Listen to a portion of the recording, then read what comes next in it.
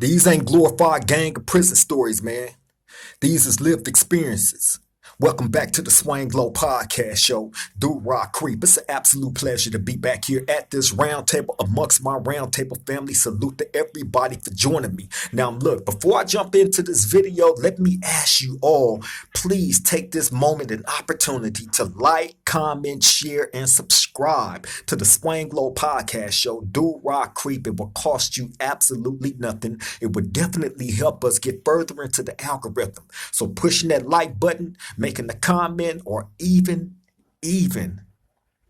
coming to join the team, man, by subscribing, it all helps us get further into the algorithm. So please take this opportunity now if you haven't done so already. And if by chance you have, salute to all of y'all. Welcome to the team, man. We embrace you wholeheartedly here at this roundtable.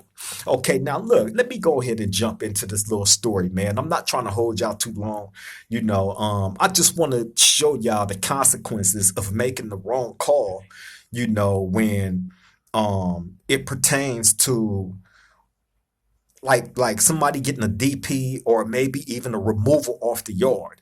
I've described to y'all like how deep and passionate that situation is handled, because at the end of the day, no one man make a call on a whole entire car.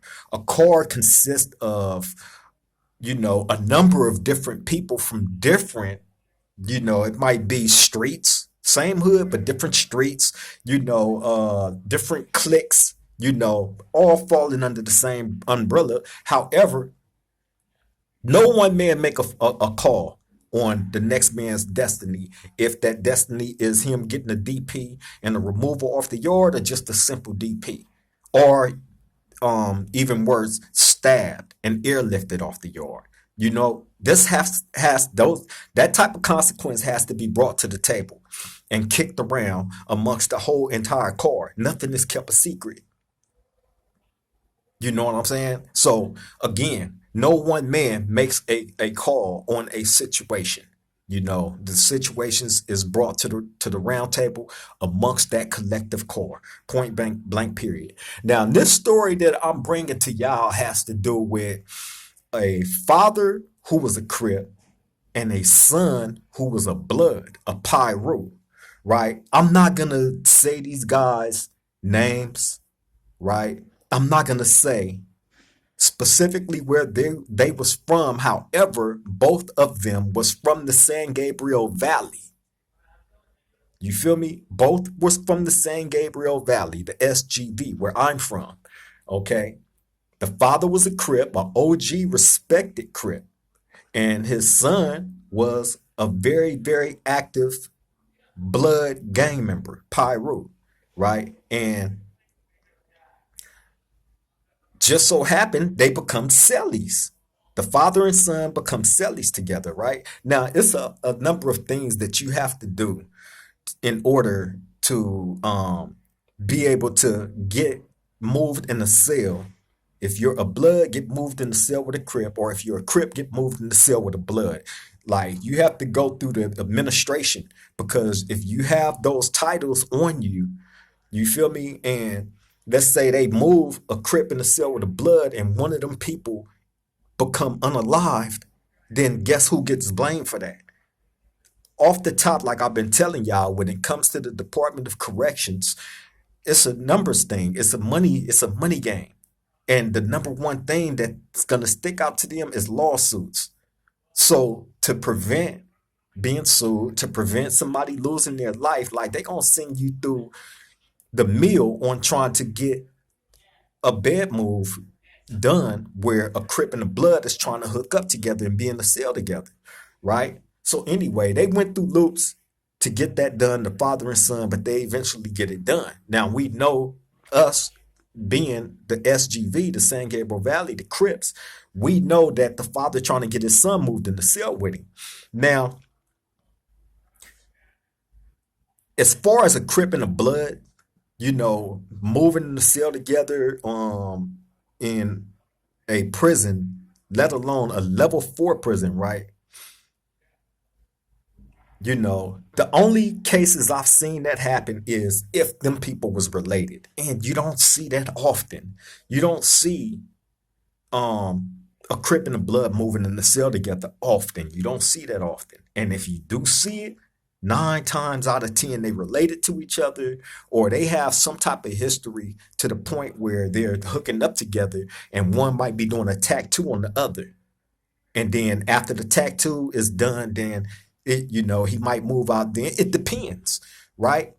It depends. And even doing something like that, like you have to go through loops. You have to go through loops. I promise you, that's something that they're not just gonna willfully do.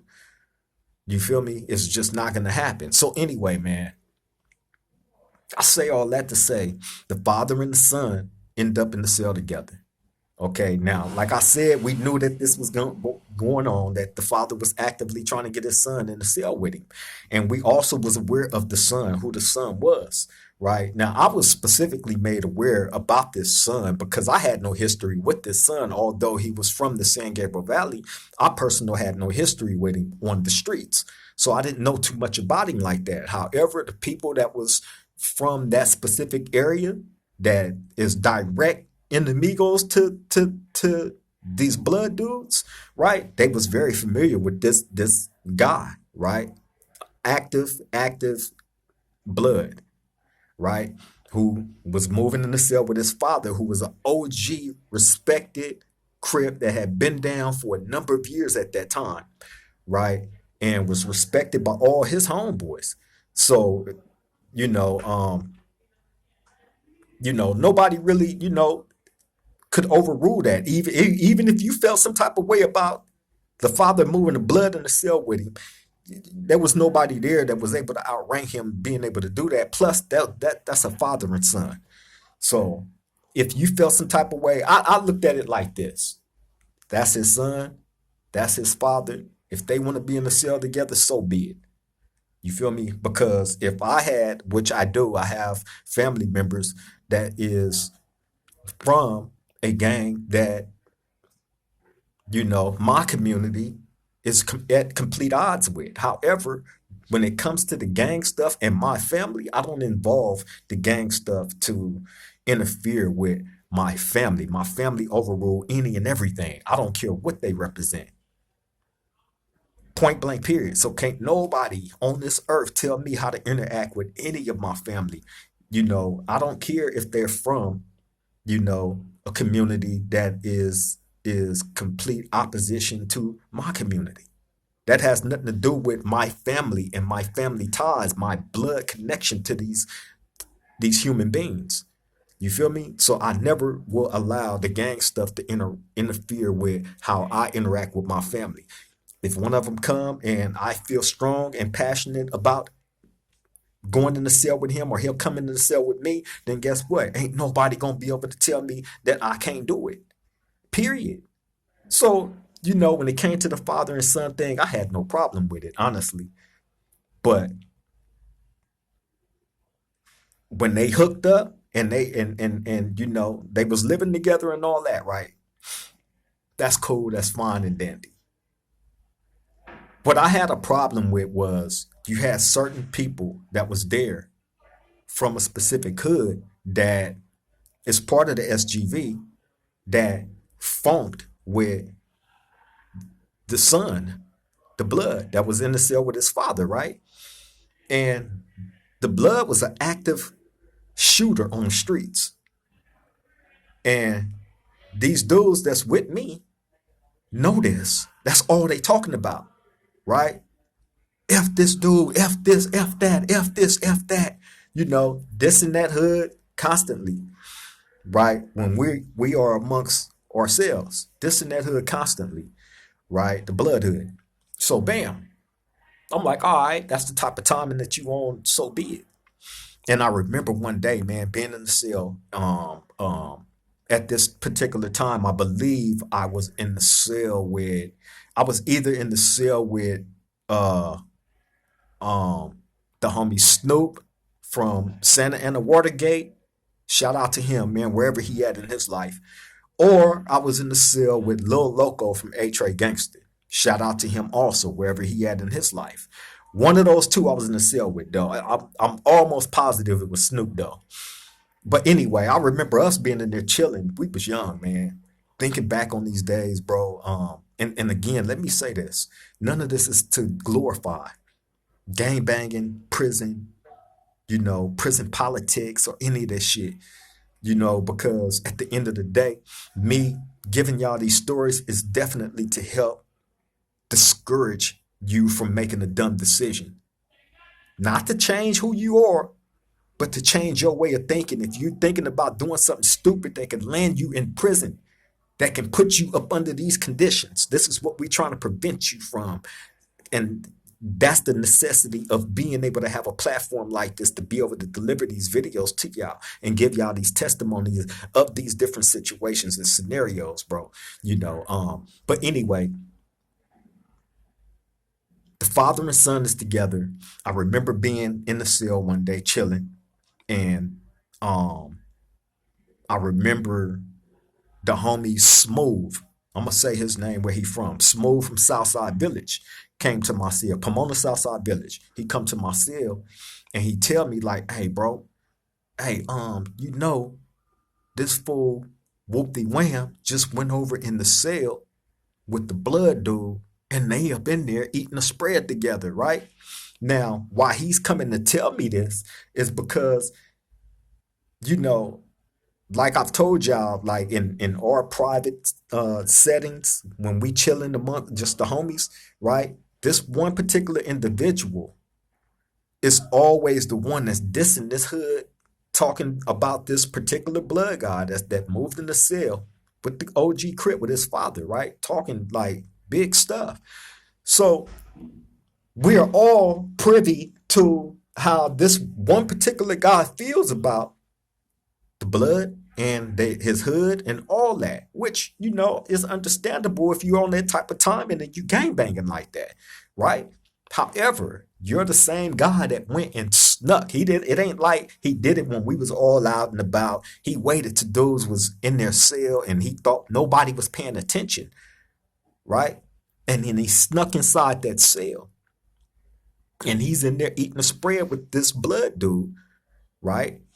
Who was out there gunning at him and his homeboys, gunning, actively gunning, right? And if I said this guy's name, a lot of people would know him that's from out our area, especially the Bloods, right? But anyway, he was an active gunner. And this is who this guy who used to diss this guy in his hood all the time and went snuck inside that cell and in there eating a spread with him. So the homie Smooth come to me and he telling me this dude always talking all this shit. You know what I'm saying? Dissing and doing this and doing that. And this fool just snuck up in there. He eating a spread. I remember how agitated and mad bro was while he telling me about it. So I'm like, wow. So he like, they in there right now. So I'm like, well, we're gonna have to go out to the yard and holler at the homies about it. He like, well, I'm finna get you out right now. We finna go out right now. So bam, that's what he do. So we go out to the yard and I remember everybody wasn't there. Like at this particular time on this particular day, you had homies that was in education, that was in school, or working behind the wall. Behind the wall meaning in prison.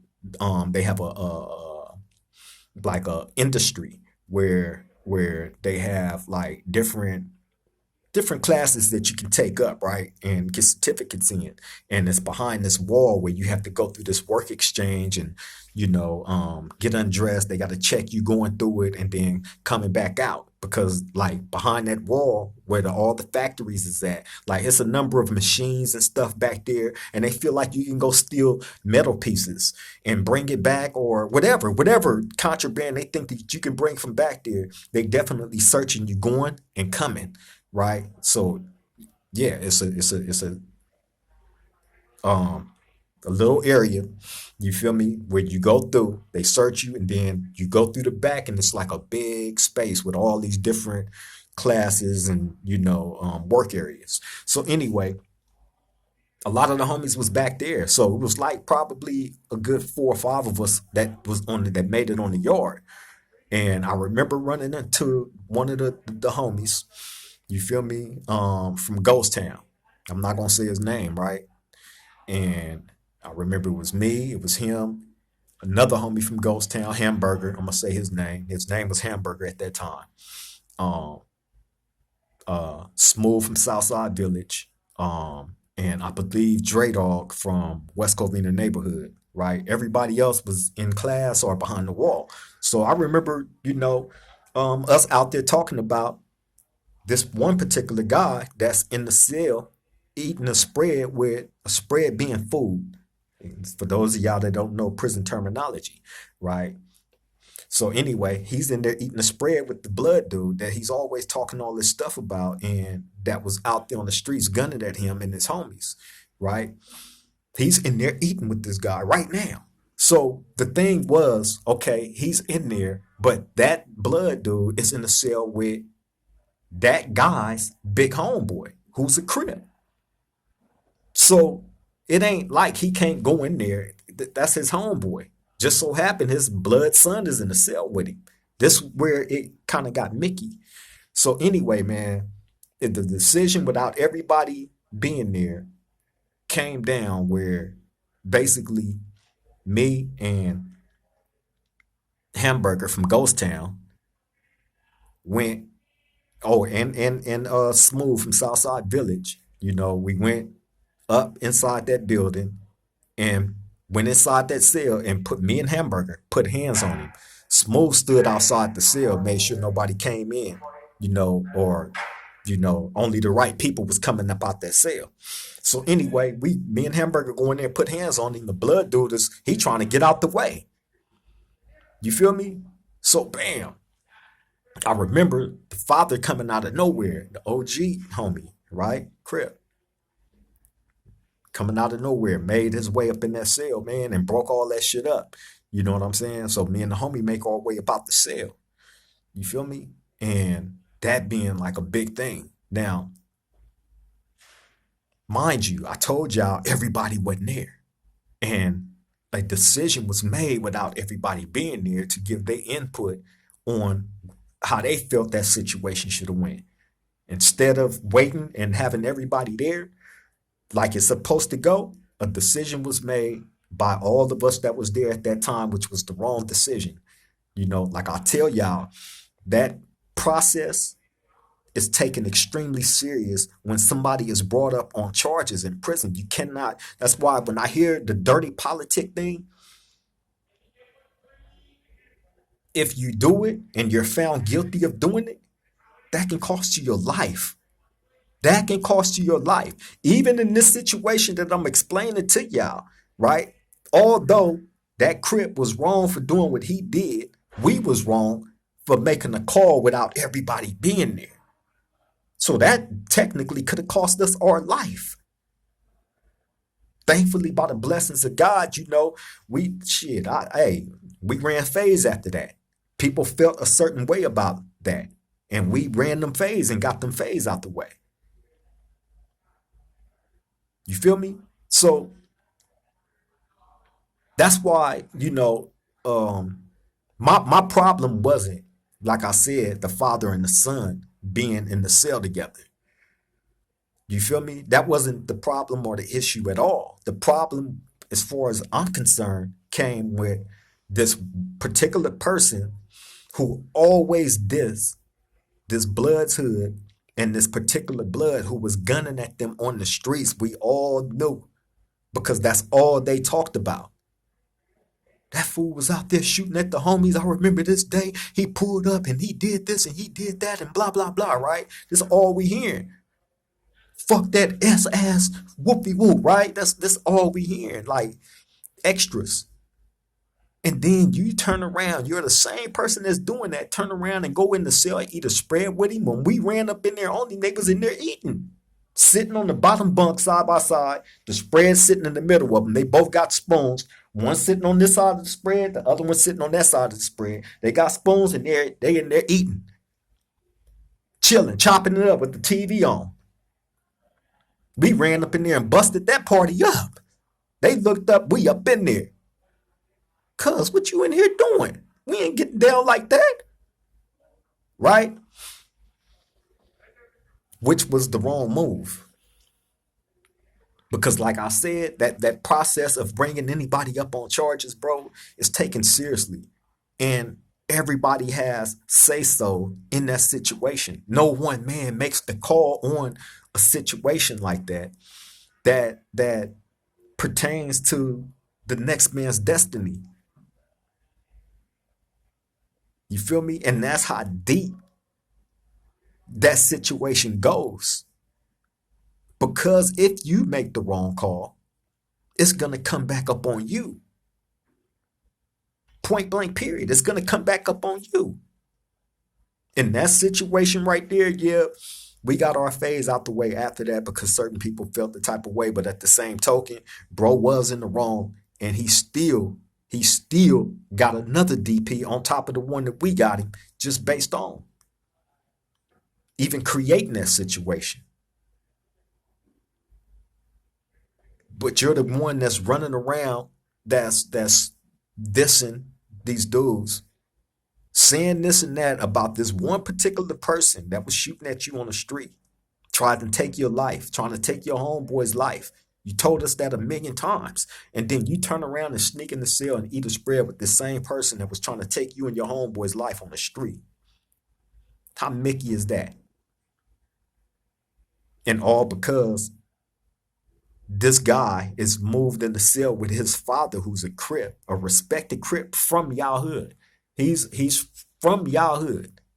So that's what gave you the green light as a Crip to go in that cell and eat a spread with this guy that was shooting at you and your homeboys on the street because his father is your big homie from your hood. That didn't make sense to me as a young dude then, and thinking about it and talking about it now, it was just all ridiculous. All ridiculous. But at the same token, like, the rules are the rules. You feel me? And everything, when you're being brought up on any charge, when that shit is brought to council, it's taken extremely serious. No one man makes a decision on anything. There's consequences if you try to do some shit like that. You could be looked at as a dirty politicker, especially if it's revolving around something serious and you have no proof and you're trying to push something through real quick before everybody get an opportunity to take it in and give you their input on how they feel about it. You feel me? So nah, it ain't. That situation is taken extremely serious, man. Extremely serious. You feel me? So that's why I bring that story to y'all, because you hear people still out there talking, about, the prison politics and what should be and what shouldn't be. Well, hey, you know what? Guess what? A lot of these rules was made many, many, many and plenty years ago by a whole bunch of these OGs that aged out of the game, but still giving their input about the game, but not upholding the standards that they set way back in the day. You was the dudes that set those standards.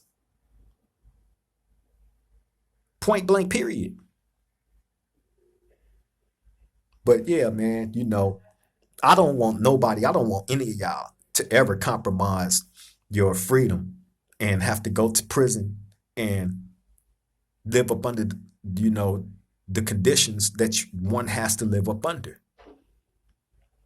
You feel me? I hear a lot of people like, man, don't nobody care about this. Don't nobody want to hear about that. Find something else to talk about and this and that and blah, blah, blah. Well, people really do care about it. You feel me? And I think that the ones that do care about it, that need to hear about it, need to hear the truth about a lot of this stuff that goes on. The things that can be talked about. You feel me? Yeah, of course. Why not? Why not deliver the truth? You feel me? You go through my videos. You don't hear me attacking PCs left and right, in all my video. No, no, no. You don't hear me wasting energy on none of that. Why? Why acknowledge them? Why exhort that energy into nothingness? That leads me to nowhere, just like it led them. You feel me? But of course, you would have a lot of the gullible in society looking at a lot of these guys as heroes. They were strong for being courageous to, leave the gang and go over to the PCR so they can go home. They was courageous, right?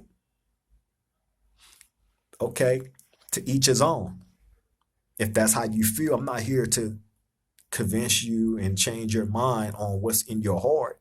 You feel me? But some things, if you think about it, it really don't make sense. It don't add up right. That's what I'm here to shine the light on, the things that don't add up right. You feel me? When people are putting fake characterizations on people that are really, you know, doing a lot of good work behind the scenes, whether people know it or not. But everything ain't for the internet. You feel me? Everything's not for the internet, man. But the things that can be spoke on, where there needs to be correction, when being mischaracterized by some of these people, then hey, I will definitely lend my professional opinion on all this prison stuff. How it go, the good and the bad. I've highlighted out to y'all, different scenarios, just like the one I pointed out to y'all today. You feel me? A situation that actually could have cost me my life because I was part of that. I didn't make that final decision. Nah, somebody else did. But still, being that I was part of that, that would have cost all of us. That could have cost all of us our life. You feel me? Although the dude was he wrong for going in there eating with the blood that shot at him, tried to kill him and his homeboys? Was he wrong for going in there, eating a spread with him? Although the blood dude was in there with his father and this guy's big homeboy from his hood? It was just to the point of, how extra out that he used to be around us, meaning the Crip that went in there with him and ate, how extra out he was around us. Killer this, killer that, F this, F that. You feel me? So when we seen that, it was like, oh, no, that's out. Not the way you be pushing around here. Oh, that's out. Period. That's where the problem came in there. Not that the father was in there with his son. Nah, that wasn't the problem. The problem was the extra out dude that I thought was a full-fledged gang member that went and ate a spread with a guy that tried to take his life, tried to blow his head off, him and his homies. That's a fact. You feel me? But hey, man, I want all of y'all to take these stories in, take it in for what it is, because you're not going to get this nowhere else. I can promise you. Now I can say my bro 16 to life, A1. I look to him for, a lot. You feel me? So you got people like him, you got people like Damian Porter as well, guys that give you a lot of detailed history on what prison was without putting extras on it, lies, and none of that. Oh, I can't forget my boy Biff over at the Chaos Chronicles as well. You have some guys, Coach Zoe over at the Gangbangers Life Coach as well, man. You just have some great guys, man, that has been through it, that give you their testimony, and their input on life from going through the trenches and growing into, the great men that they are today. That's what I aspire to be. I look at them, these dudes is superheroes to me, whether they know it or not, straight up. You feel me? So yeah, man. Don't put yourself in a situation where you're compromising your freedom and you have to go through a prison because I'm living in it every day. I told y'all that. 31 years straight now. 31 years straight. I came in, had just turned 22 years old. Do the math on that. 31 years straight.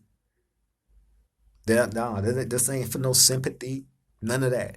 We don't look for sympathy here at this round table. What we look to do is educate from these mistakes that I point out to y'all, that I highlight to y'all. From these mistakes, these stories that I tell y'all are mistakes that we made in decisions.